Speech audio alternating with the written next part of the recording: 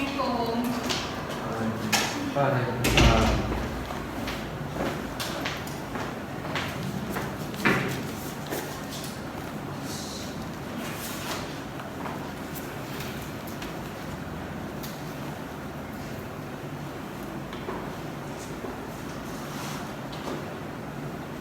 Assalamualaikum warahmatullahi wabarakatuh.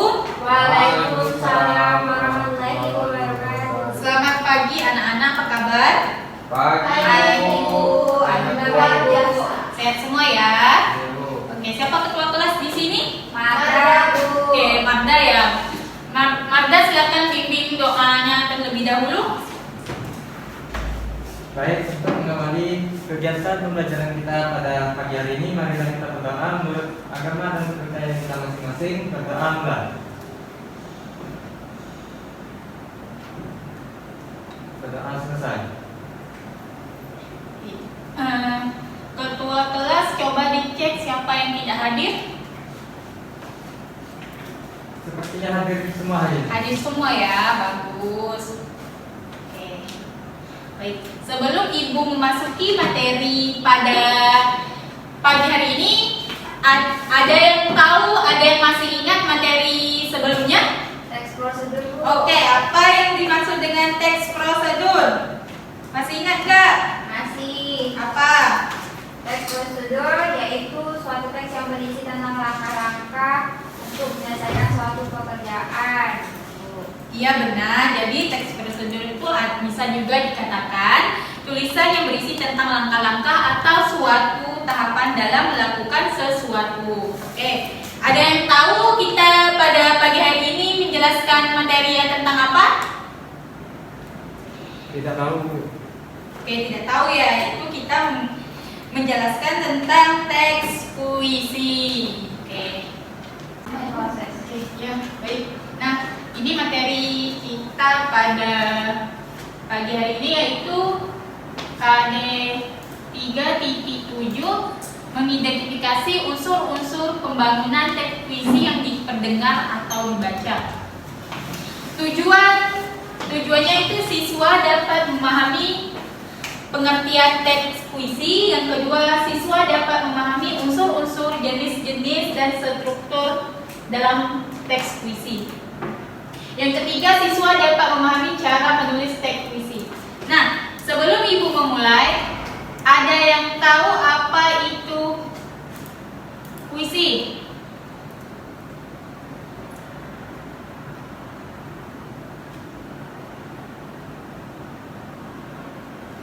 Saya, Bu. Siapa? Ayo. Saya.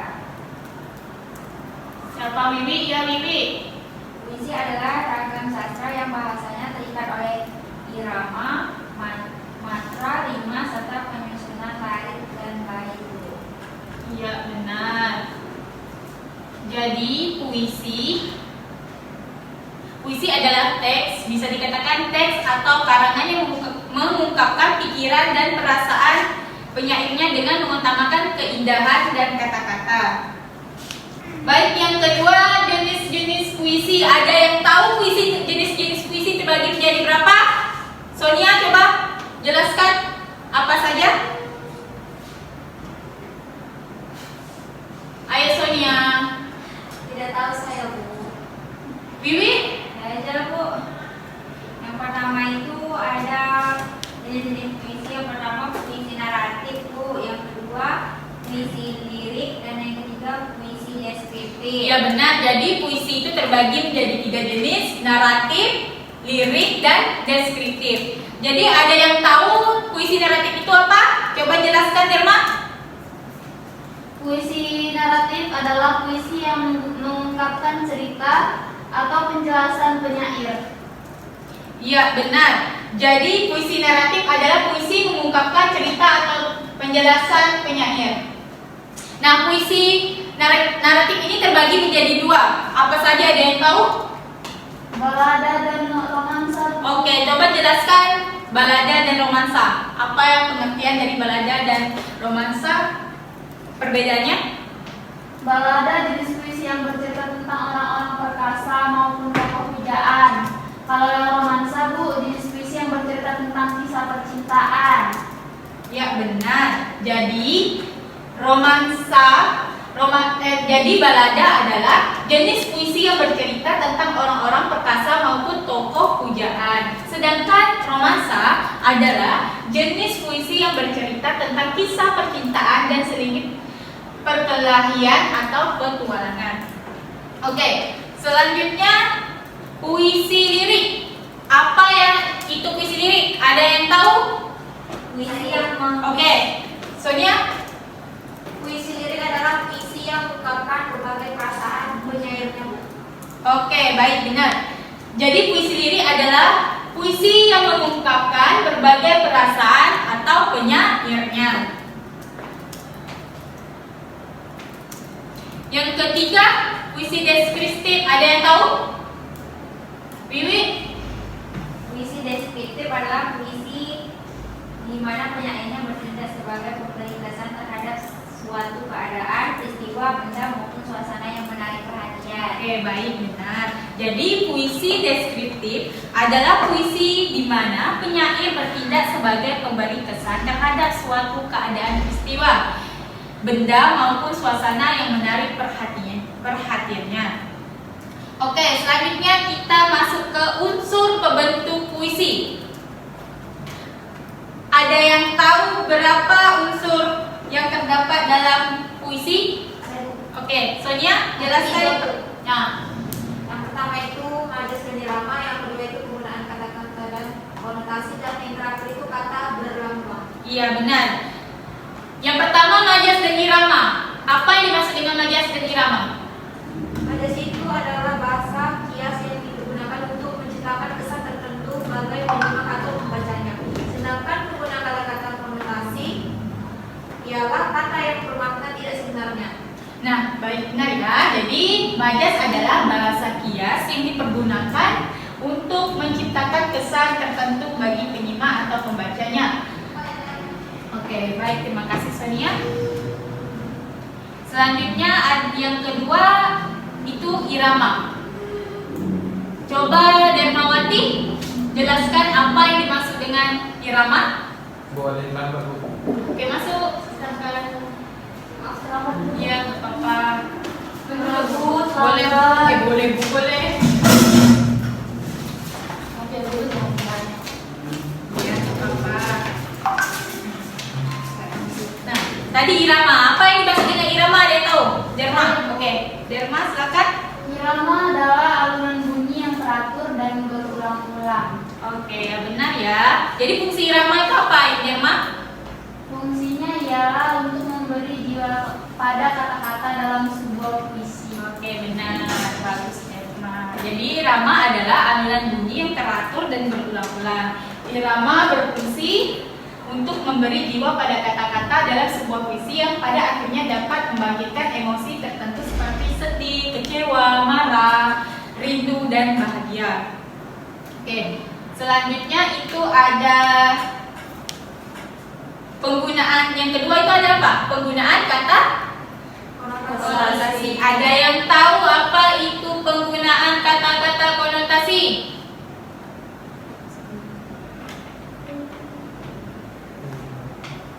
Wiwi? Penggunaan kata-kata konotasi adalah kata yang bermakna tidak sebenarnya. Ya benar. Jadi kata konotasi adalah kata yang bermakna tidak sebenarnya. Kata itu telah mengalami penambahan-penambahan baik itu berdasarkan pengalaman, kesan maupun imajinasi dalam penyair. Yang ketiga, kata berlambang. Ada yang tahu kata berlambang? Oke, Sonia. Kata berlambang itu seperti simbol, Bu, yang sesuatu seperti gambar atau tanda atau kata yang menyatakan maksud tertentu. Nah, baik, benar ya. Jadi kata lambang atas kata lambang itu adalah suatu seperti gambar, tanda ataupun kata yang menyatakan maksud tertentu. Contohnya itu rantai dan padi, kapas dalam gambar Garuda Pancasila. Tunas kelapa sebagai lambang pramuka. Lambang-lambang itu menyatakan ayat tertentu yang bisa dipahami umum. Oke, selanjutnya itu ada yang keempat, pengimajinasian dalam puisi. Ada yang tahu apa itu pengimajinasian dalam puisi?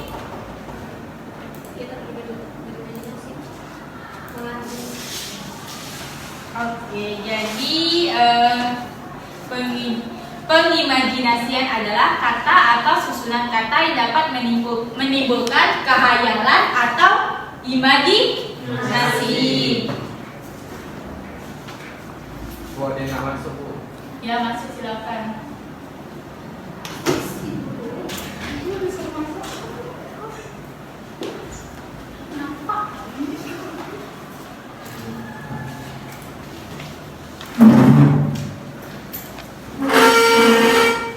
Oke, baik. Selanjutnya itu ada struktur batin puisi. Ada yang tahu apa saja struktur puisi? Terbagi menjadi berapa? Oh ya, 4 Bu. apa saja? Yang pertama, Yang pertama ada tema, yang kedua nada dan suasana, yang ketiga perasaan dalam puisi, dan yang terakhir amanat. oke, ya benar. Jadi yang dimaksud dengan tema apa? Tema adalah gagasan pokok yang ingin diungkapkan oleh penyanyi. Iya benar. Jadi tema adalah gagasan pokok yang diungkapkan oleh penyair. Tema biasanya tersirat dalam keseluruhan isi puisi.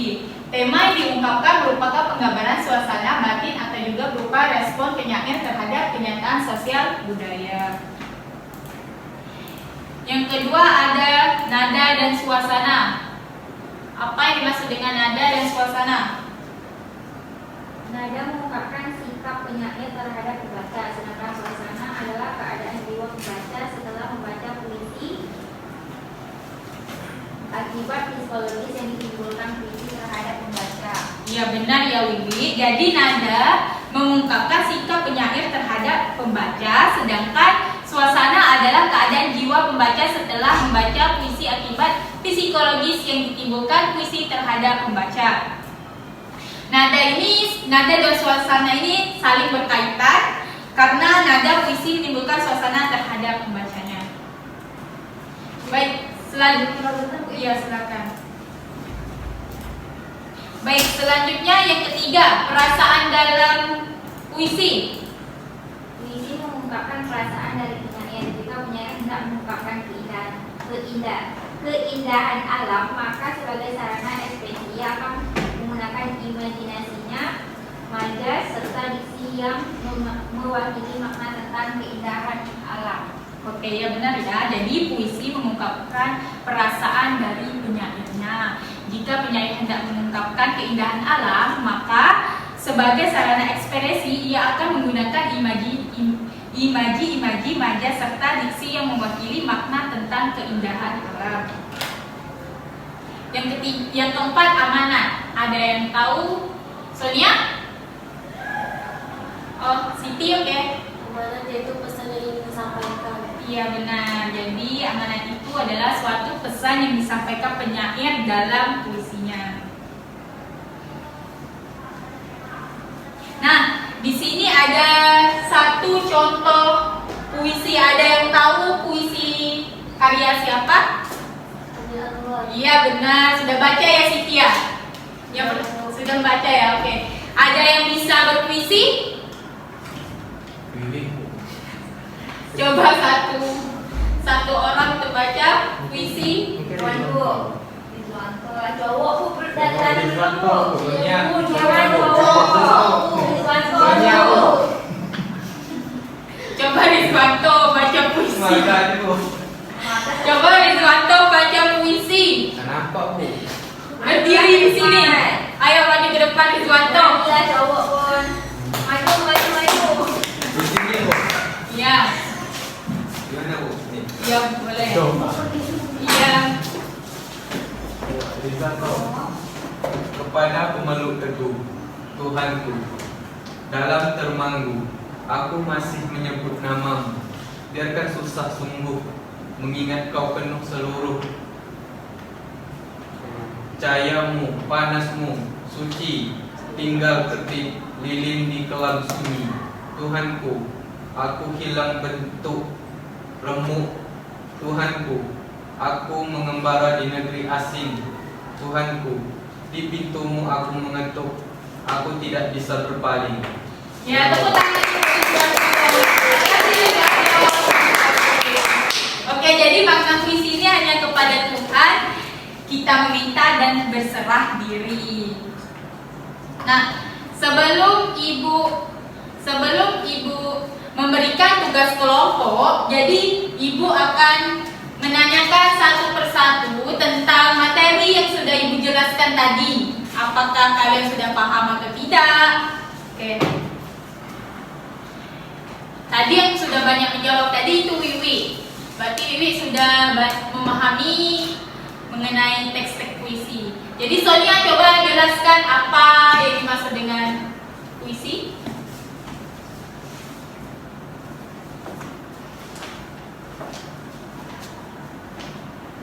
Puisi adalah teks atau karangan yang mengungkapkan pikiran dan perasaan penyajinya dengan menggunakan kata indah dan menurut.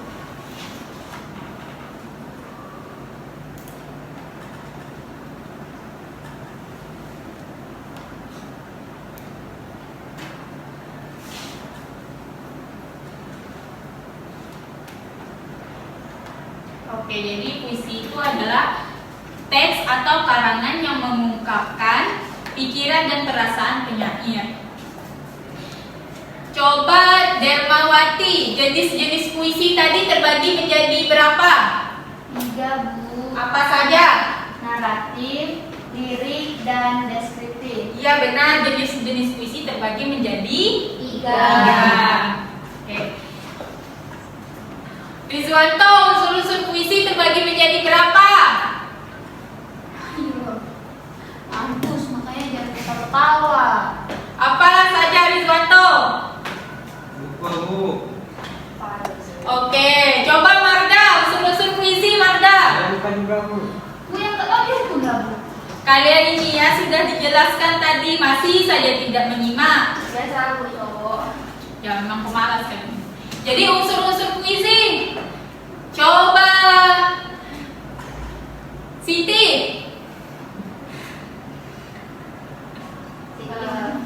Unsur-unsur dalam puisi. Bentar ya, Bu. Iya. Mikir dulu, Bu. Makanya guru menjelaskan, didengar, disimak. Kalau itu ada majas, Iya. irama, Iya. kata konotasi, Iya. kata berlambang, dan juga imaji. Iya benar. Jadi unsur puisi terbagi menjadi berapa? 5, 5. Apa saja Rizwanto sudah dijelaskan Siti tadi? Majas, Iya. irama, Iya. Makanya diperdengarkan, jangan. konotasi, Bu. Iya. Kata yang berlambang. Iya. Terus pengimajinasian dalam puisi. Oke benar. Jadi terbagi menjadi 5. Yang pertama majas, yang kedua irama, yang ketiga kata-kata konotasi, yang keempat kata berlambang, yang kelima pengimajinasian dalam puisi. Terus struktur puisi. Coba Derma, Ya, Bu. jelaskan struktur puisi terbagi menjadi berapa? 4, Bu. Apa saja? Ada tema, ada nada dan suasana, ada perasaan dalam puisi, dan selanjutnya drama. Ya benar. Jadi yang pertama tema, yang kedua nada dan suasana, yang ketiga perasaan dalam puisi, yang keempat amanat. Nah, ketua kelas bagikan kelompok untuk 2 kelompok saja. Bu, ada yang masuk? Ya masuk silakan. Masuk. Bu, Ya 2 kelompok. masuk, Bu. Ya masuk silakan. Ya, masuk. Bagikan 2 kelompok saja. Salah. Aja sebelah sini aja. Ah, kenapa? Rika sebelah sini, Rika. Tiba-tiba. Saya ini bapak pertama, ini bapak kedua. Oke, Jadi di sini Ibu menggunakan gambar. Yang pertama dengan tema apa ini? Pahlawan. Yang ini dengan tema pemandangan. Jadi Ibu minta satu kelompok membuat puisi tentang pemandangan, tentang alam. Yang kedua tentang pahlawan nasional, Hari Pahlawan. Oke, bisa? Terus nanti dipresentasikan ya. Oke. Satu kelompok saja untuk membaca puisinya.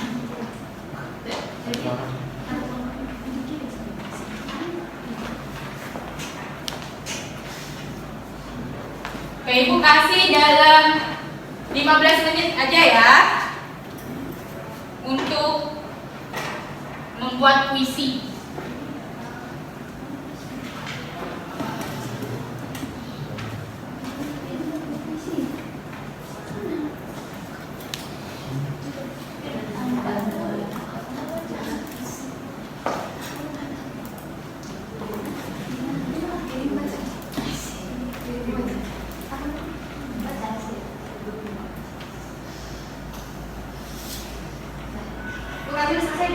Sudah selesai ya? Kelompok pertama sudah selesai ya?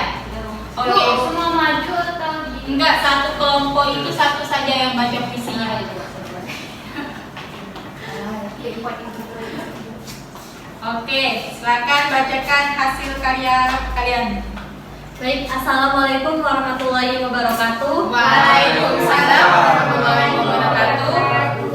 Saya perwakilan dari kelompok 1 akan membacakan puisi hasil diskusi kami, yaitu yang bertemakan pemandangan alam.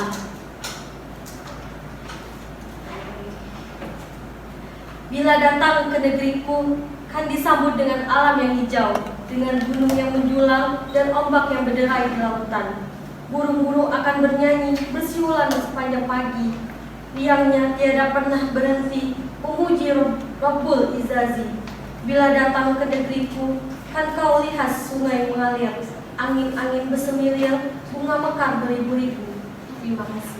Oke, tepuk tangan untuk kelompok 1. Terima kasih ya, silakan duduk. Bagus puisinya. Kelompok 2 ada sudah selesai? Sudah, Bu. Oke, coba satu kelompok untuk membaca puisinya. Ini. mana? Saya Oke, Sonia. kelompok 2 nih. Baik, kami dari kelompok 2, saya mewakilinya. Judul puisi kami Pahlawan Nasional. Wahai pahlawan, sungguh besar pengorbananmu untuk negeriku Indonesia. Aku sangat bangga atas jasamu. Jangan ketawa lah, baca serius. Pahlawanku, sungguh besar akhlakmu. Pasti seluruh orang yang ada di Indonesia bangga padamu. Bangunlah wahai pahlawan, janganlah pantang menyerah. Aku ikut mendukungmu wahai pahlawanku. Sekujur darah menyelimuti kulitmu, tembak dan menusuk dadaku. Semua itu kau lakukan untuk negeri ini tanpa pamrih berjuang. Perjuanganmu kan terukir di bambu runcing. Sejarah hidupmu kan kami kenang lagi. Siang, sore, malam engkau berperang. Setiap waktu kau pegang senjata. Pahlawan, semangat, tekadmu bulat untukmu, untuk negeri ini. Apa gerangan engkau bersedih? Mengapa keadaanmu begitu mengkhawatirkan? Begitu kecemasan kami. Kini negeri ini berada di pundak kami. Kami kan terus melanjutkan perjuangan. Semangat. Oke,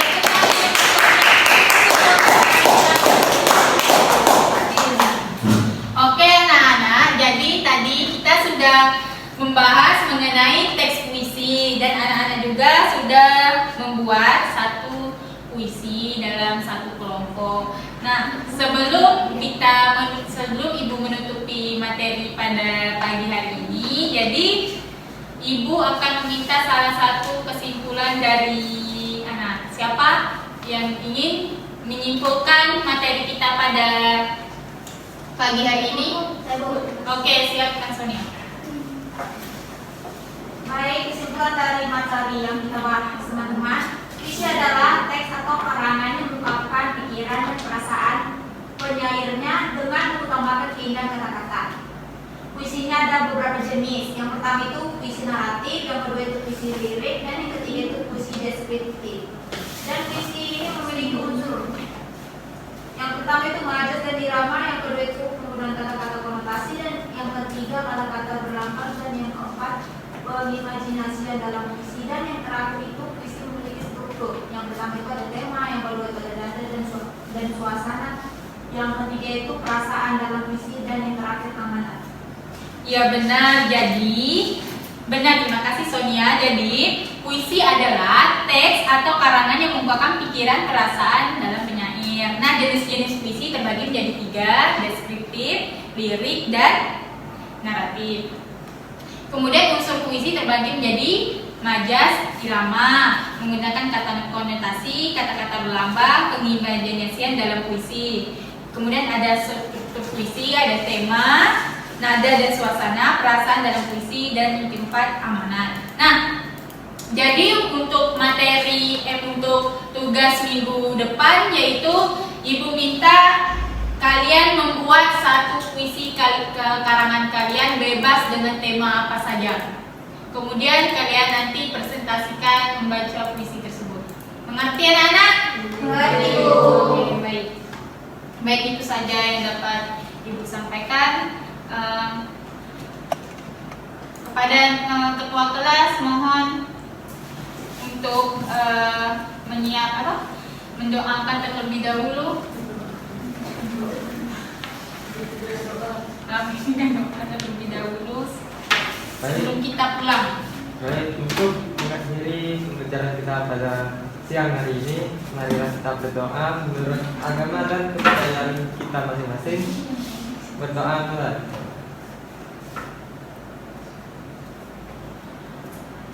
Berdoa selesai. Oke, baik, terima kasih ya atas waktunya.